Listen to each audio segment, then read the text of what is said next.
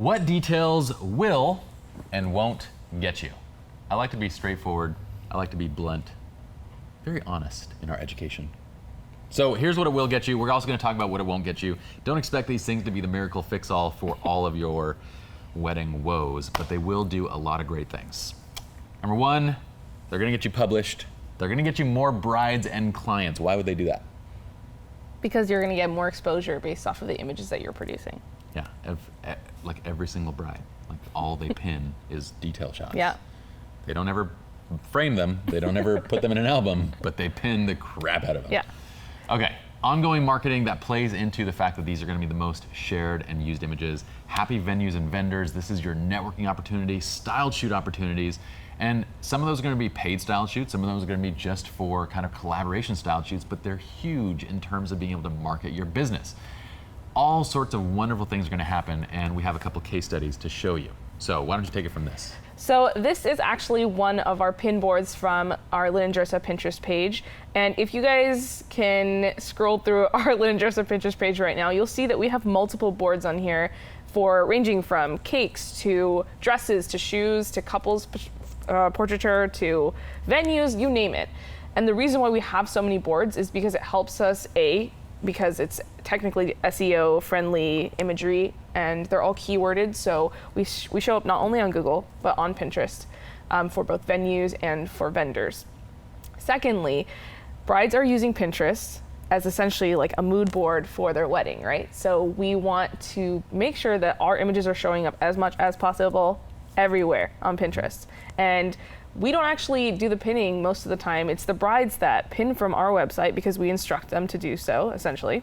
We say that, the majority of your images on your mood board should include images from the Lynn and Jersa blog, and then they go themselves, look through the blog, and find details like the ones that you're seeing right now, and they add them to their mood board. So it just works as this cycle of free marketing for us because we don't actually put in the effort. We take the pictures, post them on the blog, and then it just goes from there. Yep, we talked about this actually back all the way in planning and communication, the very first course on how we plan for the shoot. And we've reiterated several times, and this is, you can see basically in effect how it's playing out basically with them constantly pinning and posting our own images. Okay, so here we have some case studies on just detail shots, right? So detail shots that get shared, and they get shared a lot. Now, our own Instagram only has like 50,000 followers, but a lot of the places that are pinning us and a lot of the vendors that we work with have far more. And this is how we grow our own Instagram following. It's how we get noticed and seen everywhere. And so often we get brides and grooms coming in saying, look, I wanted to book you guys because everywhere I go on Google, everywhere I go into vendors, everywhere vendor that I talk to, your images keep showing up. So we have these continual touch points where they go, oh my gosh, Lynn and Jersa, oh my gosh, Lynn and Jersa, and later on, oh my gosh, Lynn and Jersa. And so on average, there's marketing studies that talk about a client needs about 7 touch points before they're going to make a purchasing decision. So a traditional company is going to reach those touch points by putting up advertising and billboards and TV spots and internet spots. We don't have that kind of market. We don't have that kind of market or marketing budget in wedding photography. But what we can do is create these different touch points along the route of planning their wedding, and that's what we're doing here. And I think over the past, I want to say 1.5 to 2 years, because of Instagram's growth and because of the population that resides in Instagram on the social platform, we've received a lot of DMs or referrals straight from Instagram. And that to me is like a huge shift from what it used to be, which is like a lot of email and call. But what you'll see now is that basically photographers, their entire portfolio is on Instagram. So if you're not up to date with posting, and if you're not integrating, like we said, tagging vendors and tagging venues, then you're just behind with the times. And unfortunately, times will move on. And Instagram might not be the thing in a few years, but right now it is kind of the place to be for photographers. For sure. So this is one case study. We're kind of showing, like in the past slide you saw just a couple different examples of different images that get shared. This is an example of one of those images, and we're just kind of carrying it through to see how many times it's been reposted and republished. And what do you have? So this is essentially over the course of 6 different accounts. So the first was posted on ours right when the wedding came out. These next ones that you'll see to the right and to the bottom of our first image were posted either months after, there's some that is like a year after. that means that this photo is being recirculated throughout the internet / Instagram so many times. And this 900K is just an average of what I've collected from looking at this one post on our Instagram, but that doesn't necessarily mean that it's being shared on Google, on Pinterest, and it's being pinned, or it's just being shared amongst people. So just think just an image of just chairs and flowers for That's that to be crazy. seen by that many people. It's crazy because you ask yourself why, and it's because it's so relatable to so many people. Publications can use this as inspiration. Brides can use this as, oh, I like these chairs, and coordinators can use this as, oh, this is a perfect backdrop for this scene, and would you like to have these types of florals? And there's so much potential use for these images. Now, the next thing that I want to mention, and one thing we're talking about in this course, is take everything that you're learning in this course, do your detail shots, and then pop your couple into them for one shot. Okay, so we've already talked about photographing the couple, but we're going to show you now incorporating the details and a couple shots with the couple. That's a lot of couples. What that can achieve.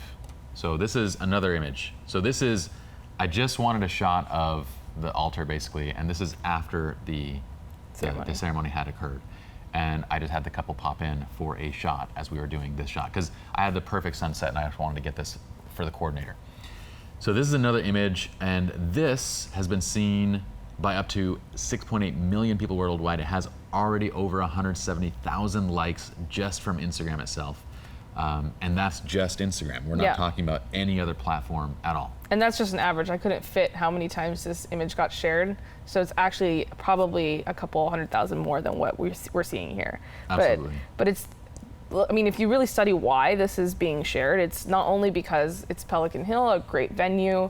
They have extremely extravagant flowers. Like, just adding those flowers up there is super expensive. And you have a couple, she's wearing an extremely beautiful dress. So like all these factors play into the fact that this image is super viral because of XYZ. So you have to kind of think in terms of that when you create images like this, because there are certain things that are going to make it 10 times better than what it could be.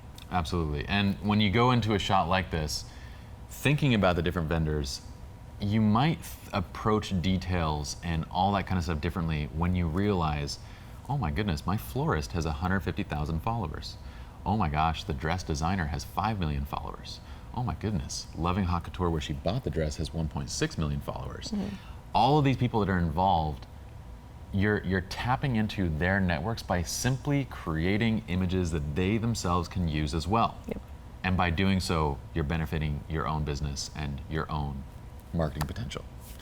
So this is one page of, I don't know, 10 pages of, we have over 1,000 publications to date. How many times Lineagers has been published? Now, this isn't saying this to brag.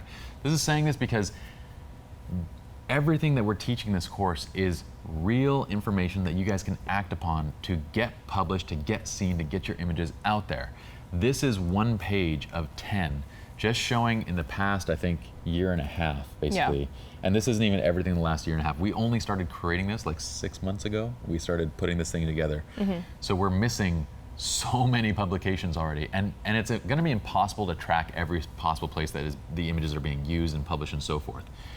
But by following these techniques, you guys can build a massive list of publications. And every single one of these places, especially the ones that are online, are also throwing back link credit to lineagersa.com, which is huge as an SEO factor. Because we're getting hundreds of inbound links coming in regarding wedding photography from sites that are very authoritative. So details are a big deal. And in this course, we're gonna turn you guys at home into your own organic marketing machines by following the steps within. Now, let's talk about what details won't get you. Number one is wall art sales. If you're expecting details to sell wall art, it's not gonna happen. Why? Because no one wants to have a picture of their bouquet on their wall. That's why.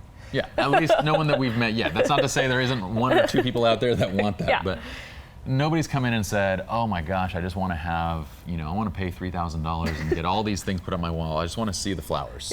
Like, that just doesn't happen. It also doesn't go into album spreads in terms of like more than one. Usually you'll get one album spread that kind of sets the scene, but you're gonna get that regardless of how great the details are that you shoot. You're probably not gonna get more spreads if you shoot it amazingly versus if you shoot it like, well, you probably won't get one spread if you do a crappy job because nobody's gonna put it in.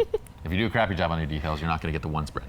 But either way, it's not going to get you tons more album sales. It's just not one of those things people are buying. Yeah.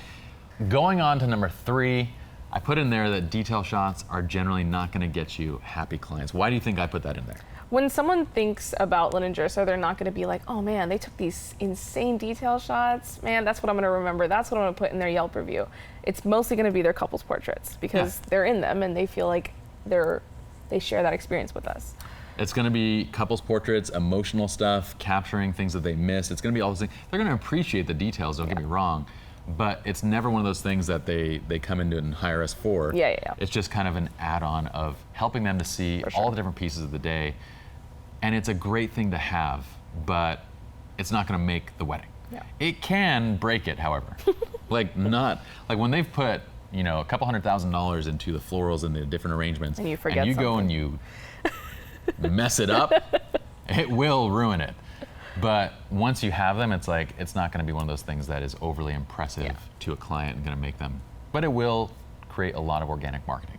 So I just want to be clear: you screw up the family formals, well, your great details are not going to make up for it. Make sense? We got it? All right.